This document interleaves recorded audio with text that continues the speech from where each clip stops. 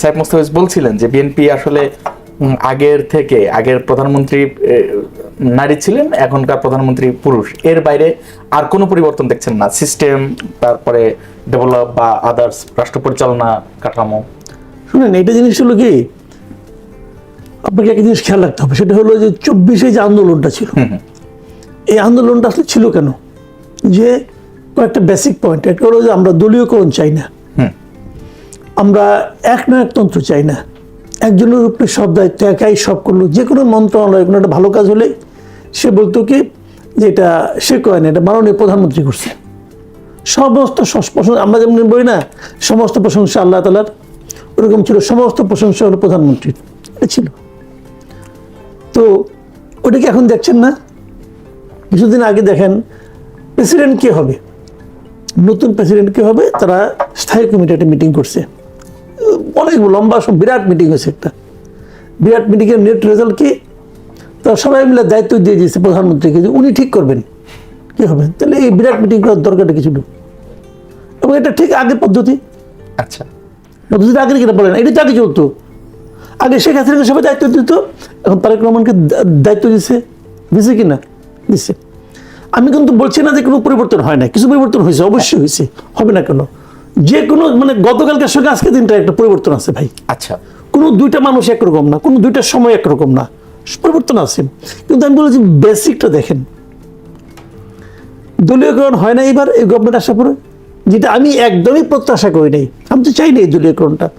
আসার পরে তারা সবগুলি জেলার যে জেলা আছে যে পরিষদ, সেখানে প্রশাসক নিজেদের দলের লোককে নিয়োগ করলো, স্থানীয় সরকারে নিজেদের মানে আপনার লোকজনকে বসাইলো, নিয়ে সিটি কর্পোরেশনগুলিতে নিজেদের লোককে বসাইলো। একটা লোক এখানে ফেল করছে, ধরেন মিরপুরে ধরেন যে লোকটা ফেল করছে, সেই লোকটা তো এই ফেল করার অর্থটা কি? তাকে এই এলাকার লোক প্রত্যাখ্যান করছে, ঠিক আছে? তো তাকে নিয়ে প্রত্যাখ্যান কে করছে? জনগণ করছে। জনগণ যে লোকটাকে প্রত্যাখ্যান করলো, তাকে নিয়ে আপনি এই এলাকা এবং এর সঙ্গে আরো 5টা এলাকা, এই সবগুলির মধ্যে নিয়ে সিটি কর্পোরেশনের প্রশাসক বানিয়ে দিলেন। তো আপনি এই এলাকার লোকজনকে অপমান করলেন না? যে আমরা যাকে প্রত্যাখ্যান করছি, তুমি তো তারে নিয়ে আমার মাথার উপর বসাইছই, আরো আশেপাশের লোক, এলাকার লোকের মাথার উপর বসাইছো, যাকে আমি এই এলাকার জন্যই যোগ্য মনে করি নাই, তাকে তুমি পুরো এই সিটি কর্পোরেশনের জন্য যোগ্য মনে করলা। কাজটা তো ঠিক করে না। এটাকে খুলনায় একই কাজ করছে, ঢাকা উত্তরে একই কাজ করছে। কিভাবে করছে? তারা দলীয় লোক, মানে উনি যে হেরে গেছেন, উনাকে যে জনগণ প্রত্যাখ্যান করছে, এটা বিএনপি মানতে পারছে না। জনগণ কেন প্রত্যাখ্যান করবে? আমি দিয়েছি, আচ্ছা ঠিক আছে, তোরা বেশি বুঝস, তোর মাথার উপরে বানিয়ে দিলাম আমি তোর মেয়র, তখন কেমন লাগে? জনগণকে একটা শিক্ষা দিয়ে দিল। ঠিক করছে কাজটা। বলেন 12টা কর্পোরেশনে একদিনে 12টা কর্পোরেশন সংস্থায় যোগ্যতা কি? হয় যুব দল করতো, নাহলে ছাত্র দল করতো। এটা কি দলীয়করণ না? বিএনপির যে 31 দফা, ওখানে দলীয়করণের কথা বলা আছে, মানে দলীয়করণের বিরোধিতার কথা বলা আছে, তাদের করতেছে। তাহলে মূল কথাটা কি?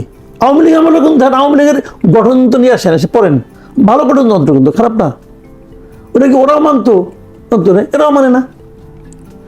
ঘুরে ফিরে কিন্তু একই দিকে যাচ্ছে, এখনো চূড়ান্ত হয় নাই। দেখেন, আমি কিন্তু অন্তর্বর্তীকালীন সরকারের বিরাট সমালোচক ছিলাম, অনেক বড়। আমি তাদের অনেক কিছু অপছন্দ করতাম।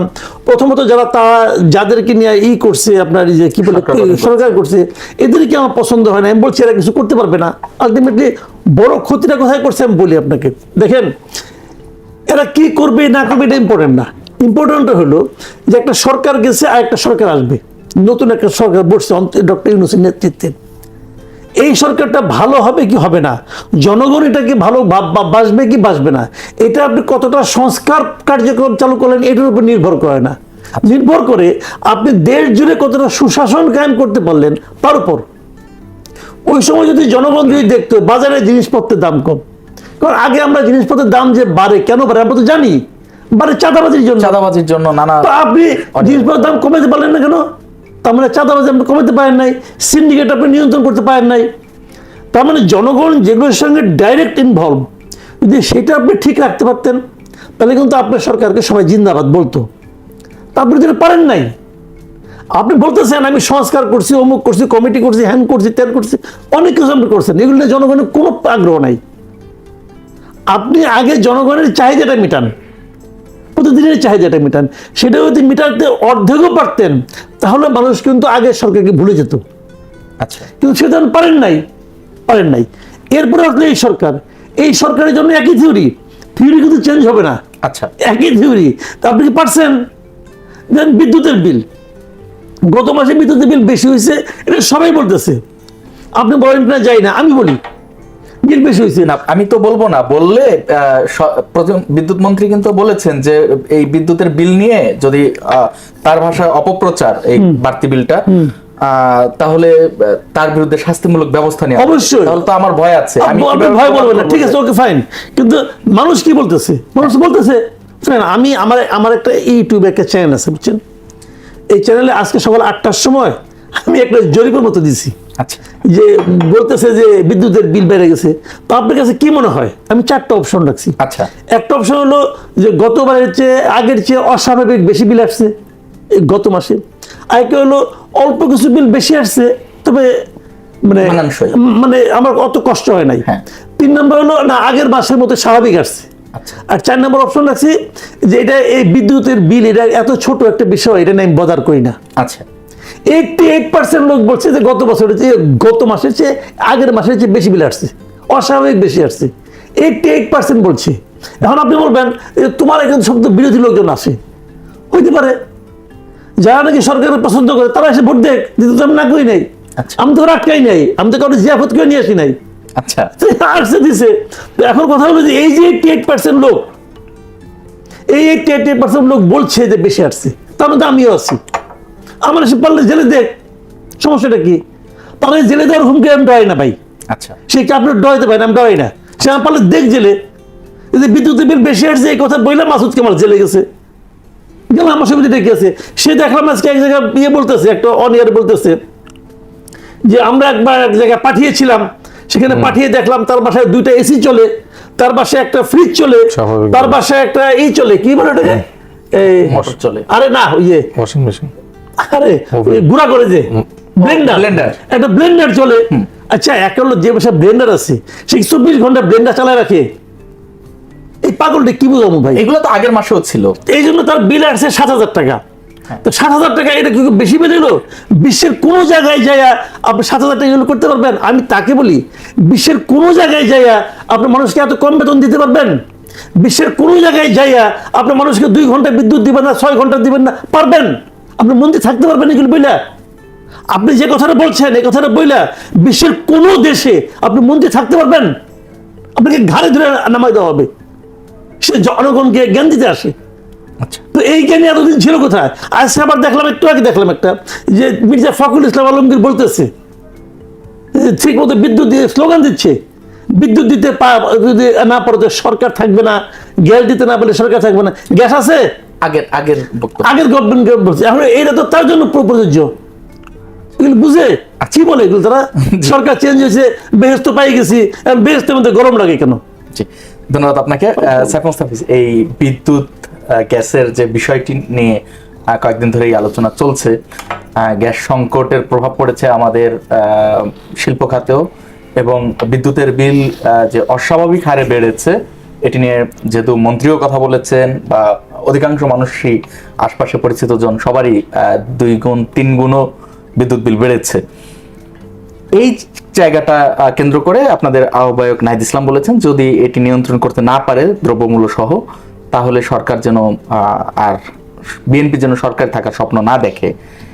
এর প্রতিবাদে মির্জা ফখরুল ইসলাম আলমগীর বলেছেন যে এই মাত্র 5 মাসের সরকারকে পতনের স্বপ্ন দেখা এটি অযৌক্তিক। আপনি কোথায় যৌক্তিকতা অযৌক্তিকতা খুঁজে পাচ্ছেন? না, এখন তো উনি মনে করতেই পারেন। ওই যে ভাই বললেন যে কিছুদিন আগেই উনি বলছে যে বিদ্যুৎ দে নাহলে গদি ছাইড়া দে, হাসিনা সরকারকে বলছে। এটা 23 সালের 22-23 সালের ভিডিও ছিল। হ্যাঁ, তো তারা যখন ক্ষমতায় আসলো তাদের তো এটা নিয়ন্ত্রণ করার দায়িত্বটা অবশ্যই ছিল। না, এখন তো একটা বৈশ্বিক পরিস্থিতি তৈরি হয়েছে, একটি যুদ্ধ চলছে, বা গ্যাস নিয়ে যুদ্ধ চলছে, সেটা থামলো, আবার একটু হইলো, কিন্তু তারপরে তো মানে দেশের পরিস্থিতি এরকম হওয়ার মানে কথা না। আপনার এখানে একটা সিন্ডিকেট ঢুকছে আজকেই, এই যে আমি একটা নিউজ দেখলাম, বসুন্ধরা ডিজেল অকটেন পেট্রোল নিজে আমদানি করে বিক্রি করতেছে। এটা শুনে তো আমাদের বিদ্যুৎ মন্ত্রী তো অনেক খুশি।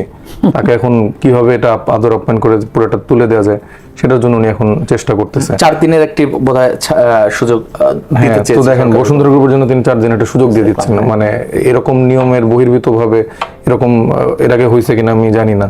তো এই যিনি বিদ্যুৎ মন্ত্রী আছেন তিনি তো পরীক্ষিত, যে ওয়ার্ডটা বলার উচিত আমি এটা বলছি না, সেটা বললে আবার আপনারা বলবেন বেয়াদব বা এরকম অনেক কথা আসে। তো উনি তো পরীক্ষিত 2000 মানে এর আগের টাইমেও তো উনি বিদ্যুৎ জ্বালানি মন্ত্রী ছিলেন বিএনপির সময়, 2001 থেকে 6 সম্ভবত। তো সেই সময় কি পরিমাণ লুটপাট, কি পরিমাণ দুর্নীতি, মানে কি হয়েছে এটা তো আমার মনে হয় যে আপনার মানে সিনিয়র যারা তো জানেনি, আমাদের জেনারেশন মানুষও জানে বিদ্যুৎ কোনো সময় থাকতো না, এবং তার এই অ্যাটিটিউড অনেক বেশি প্রবলেম। মানে সে দেশের জনগণকে আসলে মনে করছে এটা আমাদেরকে সে দান করছে, আমরা যে ইলেকট্রিসিটি পাচ্ছি বা আমরা কারেন্ট বিল যে একটু 7,000 টাকার মধ্যে এসিটিসি চালায় থাকছে, এটাই হচ্ছে তিনি মায়া দয়া করে আমাদেরকে দিচ্ছে। ব্যাপারটা তো এরকম না। এখানে জনগণের ট্যাক্সের টাকায় মানে দেশ চলছে, তারা জনগণের টাকায় চলছে, তাদের মন্ত্রিত্ব চলছে। তো সেই মন্ত্রণালয়ে যখন তিনি এখন এই যে এরকম সাইড ইনকামগুলো বের করছে, ওই বেসরকারি প্রতিষ্ঠানগুলোকে আস্তে আস্তে ইনভলভ করছে, রাষ্ট্রায়ত্ত যেসব সুযোগ সুবিধার জায়গাগুলো সে নিয়ে রাষ্ট্রের যারা জনগণ তাদেরকে সে সবকিছুতে বঞ্চিত করছে। গ্রামগঞ্জে তো কারেন্টই থাকে না, মানে কারেন্ট কয় ঘন্টা থাকে সেটা আপনি জিজ্ঞেস করতে পারেন। বেশিরভাগ আপনি এটা মানে যারা 12 ঘন্টাও থাকে না এরকম খোঁজ খবর যারা টিভি দেখবে তারা অবশ্যই বলবে যে কারেন্ট কিন্তু থাকে না। আমাদের ঢাকা শহরে দেখা যাচ্ছে যে অনেক প্রবলেম। আমি ইভেন আমার বাসায়ও ইলেকট্রিসিটি বিল এরকম ভুতুরে বিল এসছে। আমি হচ্ছে যে বেলি রোডে থাকি, তো এরকম প্রায় মানে ওই যে ভাই তো বললো 88%, এবং সারা দেশ থেকে অভিযোগগুলো আসছে, সেটা তারা আমলে নিচ্ছে না। যখন সংসদে কেউ একজন অভিযোগ করলো যে সারা দেশে বিদ্যুৎ নেই, এই বিদ্যুৎ মন্ত্রী হচ্ছে যে হাসাহাসি করলো, কি বলে যে একজন বিদ্যুৎ পৃষ্ঠ হয়ে মারা গেছেন, তার মানে তো বিদ্যুৎ আছে। তো এইরকম মানে সিনিয়র একজন লোক এরকম লেইম কথাবার্তা বললে তো আসলে সে দায়িত্বশীল জায়গায় থাকার কোনো যোগ্যতা রাখে না। আবার আজকে যখন এই অতিরিক্ত বিদ্যুৎ বিলের কথা বলা হলো, উনি বলছেন যে আমি লোক পাঠাইছি, সেখানে হচ্ছে যে এরকম খুব একটা বেশি না। এগুলো ওনার কাছে বেশি নাই হতে পারে, কারণ ওনাদের এইসব অঢেল টাকা দুর্নীতি করছে ওই 2001-06। পারিবারিকভাবে তো আরও অনেক বড় লিগাসি আছে, সেটা সে আলাপে না যায়। তাদের কাছে 5-6 হাজার টাকা আসলে কোনো ব্যাপার না। কিন্তু ওই যে ভাই যেটা বললো যে যারা এই খেটে খেয়ে মানে দিন মজুরি করে বিভিন্ন শ্রেণী পেশার মানুষ বাংলাদেশে বসবাস করছে, তাদের জন্য এটা অনেক টাকা। আপনি তো তাদের জন্য খুব একটা কিছু ব্যবস্থা করে দিতে পারেননি। আপনি মানে বিএনপি সরকার ঘোষণা দিল কি 18 মাসে 1 কোটি কর্মসংস্থান তারা করে দিবে। হ্যাঁ দিছে, এটা সত্যি দিছে। মানে সাধারণ মানুষকে দেয় নাই, 1 কোটির মধ্যে কাউকে না, সাধারণ মানুষকে দেয় না। কিন্তু ধরেন যে টকশোতে বসে বসে চাটুকারিতা করে চেটে এরকম কিছু মানুষকে ধরেন রাজনৈতিক উপদেষ্টা সহকারে এরকম বানিয়েছে। আপনার জায়গায় আপনি ধরেন যে এত তেল মর্দন করছেন, আপনাকে হয়তো একটা কোনো জায়গার মহাপরিচালক বানিয়ে ফেলছে। তো এরকম করে ওই প্রশাসক বসানো, যত অযোগ্য অথর্ব ব্যর্থ লোকজন আছে তারা কিছু পারে নাই, তাদেরকে চুজ করে আপনি প্রশাসক বানাইছে। না এইগুলো তো আপনি ব্যর্থতা কিসের নিমিত্তে বলবেন? একজন মানুষকে একটা মানুষ একটা মানুষ এরকম, যেখানে যে ভাই বললো না যে যাকে তার এলাকার লোক ভোট দিয়ে মানে পরাজিত করেছে, সে আরো কয়েকটা বেশি এলাকা নিয়ে সে সেখানকার প্রশাসক বনে গেছে। তো সেই জায়গাটা তো এটা মোটেও তো একটা পজিটিভ দিক না। আচ্ছা, আবার তার কন্ট্রোলে দেখা যাচ্ছে যে সেই এমপি টেমপিও পড়তেছে, তার কাছে এসে ধর্ণা দিতে হচ্ছে এলাকার উন্নয়নমূলক কাজের জন্য। তো এই বাস্তবতার নিরিখে আপনি দেখবেন যে প্রশাসকগুলো সে নিয়ন্ত্রণ করছে, বিসিবি নিয়ন্ত্রণ করছে। তারপরে সালাউদ্দিন আহমেদ সাহেবের পুত্রের তো শেষ নাই। আমি একটা রিপোর্টের কথা বলি, এগুলো আবার আপনারা ডিলিট করে দেন না। ডিলিট করার সুযোগ নেই, আপনি বলেন। আপনার বক্তব্য, আপনার ওনারা তো অনেক, আমাদের উপর অনেক চাপ থাকলে আপনাদের উপর কোনো চাপ নেই, আপনারা বলতে পারেন। দাঁড়ান একটু বলতেছি। এই যে সালাউদ্দিন সাহেবের যে ছেলে আছে তাকে তো ধরেন যে বিসিবিতে বসাইছে, তারপরে তার তো অনেক ব্যবসা বাণিজ্য আছে। এবার দেখেন যে এই যে 5 দিন আগের নিউজ, সেটা হচ্ছে যে একটা জাপানি প্রতিষ্ঠান 2টা ব্রিজ বানানোর জন্য $3.4 বিলিয়ন বিনিয়োগ বাংলাদেশে করতে চায়। এই প্রতিষ্ঠানের লোকাল পার্টনার হচ্ছে ইব্রাহিম আহমেদ, যিনি আমাদের সালাউদ্দিন সাহেবের সন্তান। স্টেলিয়ন ক্যাপিটাল গঠন হয় 2024-এর অক্টোবরে। $3.4 বিলিয়ন বা 42,000 কোটি টাকার প্রজেক্ট জাপানি প্রতিষ্ঠান পেলে লোকাল পার্টনার হয়তো সেখানে 3 থেকে 5% তো কমিশন পাবে। এই প্রতিষ্ঠানের ওয়েবসাইট মানে খুবই জেনারিক, এআই দিয়ে নির্মিত এবং খুবই রিসেন্ট এগুলো বানানো হয়েছে। তো তার এই প্রতিষ্ঠানের আসলে কি যোগ্যতা আছে যে সে এরকম কাজের সুযোগগুলো পাবে? তারপর মীর শাহ আলম, তার যে এখন সন্তানকে যে প্রতিষ্ঠান দিয়ে দিছে, সে এলজিআরডি মন্ত্রণালয়ের 60 থেকে 70-80% কাজ করে ফেলতে পারে। তো এই যে এই মানে বিএনপি বাংলাদেশের, মানে আমি যেখানে যাই বাংলাদেশের মানুষ এখন বিএনপিকে বলে যে প্রতারক রাজনৈতিক দল। তাই আমি বলছি যে মানে কেন পুরো ক্যাবিনেটের 1-2 জন মন্ত্রী সবাই ত্রুটি নিয়ে আপনি সবাই আলোচনা করবেন? মির্জা ফখরুল ইসলাম আলমগীর বলেছে যে মাত্র 5 মাসের সরকার, একটু সময় দেন, দেখেন তারা ওই দিনে 17 বছর সময় দিব আবার আওয়ামী লীগের মতো না, কমপক্ষে একটি টাইম তো দিবেন। সামনে মন্ত্রিসভায় বদলের একটি আলোচনা আমরা শুনছি না, ইন্টারিমের 1-2 মাসের মধ্যেই তো মানে বিএনপি একদম তছনছ করে ফেলছিল। না না না, এই সরকার এটা না ওটা, সেই জন্য ইন্টারিমের ওই জায়গাটা, ওই জন্য না। 5 মাস অনেক বড় টাইম, 5 মাস না, অলমোস্ট 6 মাস হয়ে গেছে। আচ্ছা, যে 15 তারিখের থেকে 17 তারিখে হ্যাঁ 6 মাস হবে। তো 6 মাস একটা বেশ লম্বা সময়। আচ্ছা, এই সময়ের মধ্যে আপনার ইন্টেনশনটা বোঝা যায়। মানে আপনি শুরুতে, এবং দেখেন মানে আমার মনে হয় না বাংলাদেশের ইতিহাসে কোনো গভর্নমেন্টের এরকম 6 মাসের মধ্যে তার জনপ্রিয়তাটা এত তলানিতে চলে যায়। এটা এবার বিএনপি করে দেখিয়েছে। এবং মানে আপনি বলতে পারেন যে হ্যাঁ এই সরকার সামনের দিকে ভালো কাজ করতে পারে, কিন্তু প্রথম 6 মাসে তার ইন্টেনশন বুঝতেছেন। যেভাবে 17 বছর তাদের মূল মন্ত্র বা মূল স্লোগানের জায়গাটা ছিল যে আওয়ামী লীগ সরকার সবকিছু দখল করে নিচ্ছে, সব সাংবিধানিক যে প্রতিষ্ঠানগুলো, নির্বাচন কমিশনে নিজেদের লোক বসায়, সেখানে আমিরামি নির্বাচন, তারপরে রাতের ভোট, এরকম এগুলো করতে পারে, দুদকে নিজেদের লোক বসিয়ে বিরোধী দলকে বিভিন্নভাবে হ্যারাসমেন্ট করা, নিজেদের কোনো জায়গা তারা কখনো সামনে আনতে দেয় না। তারপর এরকম সব সাংবিধানিক প্রতিষ্ঠানগুলো আওয়ামী লীগ যেভাবে নিয়ন্ত্রণ করেছে, সেটার বিরুদ্ধে বিএনপি সবসময় কথা বলেছে, সেটা নিয়ে আন্দোলন করেছে। তারপরে অন্যান্য আরও যেসব আমলাতান্ত্রিক জায়গাগুলো ছিল, প্রত্যেকটা জায়গায় পুলিশ থেকে শুরু করে সব যে একটা এক দলের সব পরিবারের লোক, দলের লোক, এভাবে যে সবকিছু সেট আপ করেছে, এটার বিরুদ্ধে ছিল বিএনপির লড়াই। বাংলাদেশের মানুষও তাদের সাথে কিন্তু সেই লড়াইটার কথা বলেছে, করেছিল, হ্যাঁ করেছিল, কিন্তু তারা আলটিমেটলি সেই আন্দোলন বা কোনো কিছু সফলতার মুখ দেখাতে পারেনি। সেই পর্যায়ে যে সাধারণ মানুষ নিজেদের প্রয়োজনে তারা রাজপথে নেমেছে, সেখানে একদল আইন করা ছাত্র, একদল আইন করা মানুষজনের নেতৃত্বে, এইখানেও তো বিএনপির ইনভলভমেন্ট ছিল ভাই। কিন্তু আপনি 17 বছর ধরে প্রধান বিরোধী দল হয়ে যখন আপনার নেতৃত্বে কোনো গণঅভ্যুত্থান সফল হয় না, তখন তো আপনার সেই মানে আপনি সাপোর্ট আস্তে করেই তো প্রেক্ষাপট তৈরি করার জন্য 17 বছর যদি প্রধান বিরোধী দল নেয়, তাহলে আসলে সেই দলের রাজনীতি করার আসলে দরকার নেই। যখন এই যে নাহিদ ইসলাম বা আইন করা ছেলেদের নেতৃত্বে একটা গণঅভ্যুত্থান হয়, সেই জায়গায় তো বাংলাদেশের মানুষ তাদেরকে এইভাবে কেন সাপোর্ট করলো? তারা বারবার মনে করেছিল যে বিএনপি আসলে সফল হতে পারবে না, তাদের ইন্টেনশনটা ডিফারেন্ট। তারপরও সাংগঠনিকভাবে সবকিছুর দিক দিয়ে বিএনপির যেহেতু সারা বাংলাদেশে একটা ভালো অবস্থান ছিল, বাংলাদেশের মানুষ তারপরও মনে করেছিল যে আচ্ছা ঠিক আছে, যেহেতু তাদের রাষ্ট্র পরিচালনার একটা অভিজ্ঞতা আছে, তাদেরকে আমরা একটা সুযোগ দিই। কিন্তু সুযোগ দেওয়ার পর যখন বিএনপি যেগুলোর বিরুদ্ধে রাজপথে লড়াই করেছে, কথা বলেছে, তারা সেই কাজগুলো 5 মাস বা 6 মাসের মধ্যে দেখাচ্ছে যে তারা করছে, তাহলে বাংলাদেশের মানুষ তাদের উপর কিভাবে ভরসা রাখবে? বা আপনি কিভাবে বলছেন যে আসলে সামনের 3-4 বছরে তারা এই জিনিসটা রাতারাতি পাল্টে দিবে? আচ্ছা জি, আপনি এই প্রশ্ন করতে পারেন। ধন্যবাদ আপনাকে। মাসুদ কামাল ভাই, আপনি দ্রব্যমূল্য নিয়ে বলছিলেন এবং একটি পোস্টের কথা আমি উল্লেখ করতে চাই। ইলিশের দাম নিয়ে আমরা আগে শুনতাম যে সব ভারতে পাচার করে দিচ্ছে, এই কারণে আমরা দাম নাগালের বাইরে। সর্বশেষ আওয়ামী লীগ সরকারের শেষ বছর 24 সালেও ইলিশের 1 কেজি সাইজের ইলিশ, যেটা 1800 টাকা 1600 টাকায় বিক্রি হয়েছে, এখন সেইটা 3200-3400 টাকাও বিক্রি হচ্ছে। মানে এই আগে তো আমরা কিছু হলে ভারতের দোষ দিতে পারতাম, এখন দোষ দেবো কাকে? জনগণের ভাগ্যকে, না আসলে মূল ফ্যাক্টটা কি আপনার জানা আছে? এটা ফ্যাক্ট আমি জানি না। যেমন ইলিশ আমার খুব প্রিয় মাছ, আমি খুব ইলিশ মাছ খাওয়া পছন্দ করি, কিন্তু আমি গত কি বলবো প্রায় 1-1.5 বছর আমি নিজে কখনো ইলিশ মাছ কিনি নেই। এখন আমার কাছে মনে হয় ইলিশ মাছ কেনাটা একটা ক্রাইম। এবং আমি যদি 2000 টাকা দিয়ে ইলিশ মাছ কিনি একবেলা খাওয়ার জন্য, একটা ইলিশ মাছ 8 টুকরা হয়, 10 টুকরা হয়, 10 টুকরা হয় মানে একবেলা শেষ হয়ে যাবে, বাসায় যারা লোকজন আছে। তো একবেলা ইলিশ মাছ খাওয়ার জন্য আমি যদি 2000 টাকা খরচ করি, তাহলে আমাকে যে আনুপাতিক হারে ইনকাম করতে হবে, ওই ইনকাম আমার নাই।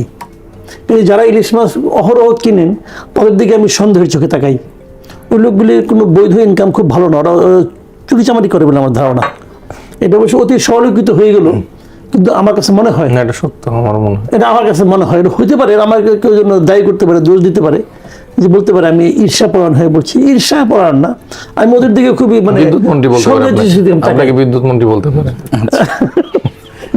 তো আমার কাছে মনে হয় না ইলিশ মাছ খাওয়া আমাদের উচিত। ইলিশ মাছ আমাদের জাতীয় মাছ, ওটা জাতির মাথার উপরে থাকুক, ইলিশ মাছ খাওয়ার দরকার নেই। আপনারা কেউ খায়েন না, কারণ আমার কথা হলো যেন আমি ভাবি এই ইলিশ মাছ যেখান থেকে আসে ওই জায়গাগুলো এখনো আছে। ইলিশ মাছের দাম বেড়ে গেছে, ইলিশ মাছ খায় কে? আমি খাই না। আমি একসময় ইলিশ মাছ খুব খাইতাম, কিন্তু আমার এমনও মনে আছে একবার আমি 7-8 কেজি ইলিশ মাছ নিয়ে আসছিলাম বাসায় একবারে। আমি তখন আমার ইনকাম বর্তমানে মনে করেন 4 ভাগের 1 ভাগ কিলো আচ্ছা, আমি নিয়ে আসছি। তো মানে খুব বেশি দিন আগে না, 2000 সালের কথা বলতেছি আমি। তো এখন আমি বললাম গত 1-1.5 বছর ইলিশ মাছ আমি নিজে কখনো কিনি নাই, আমি কিনি না এখন। মানে দাম শোনার পরে এখন আমি ওদিকে যাই না, ওদিকে তাকাই না। যারা কিনে ওদের দিকে আমি আমার প্রশ্নটা ছিল মানে জনগণ দোষটা কাকে দিবে? আগে তো একটা দোষ দিতে পারতো যে এখন নিজের ভাগ্যকে দিবে আর কাকে দিবে? আচ্ছা আর কেউ যদি সে মাইন্ড করে, আচ্ছা, সরকারকে যদি সরকার মাইন্ড করতে পারে, মাইন্ড করার দরকার কি? ইলিশ মাছকে সেখানে আমাকে এগুলো বলতেছে। হ্যাঁ, জি। তো এটা তো আমি আমার ভাগ্য দেবো যে আমি কেন এই দেশে জন্মগ্রহণ করলাম, যে দেশের জাতীয় মাছ আমি খেতে পাই না। দেখতেও ভয় লাগে মাছে, এটা কোনো লজিক হইতে পারে? আমি এই লজিক পাই না রে ভাই।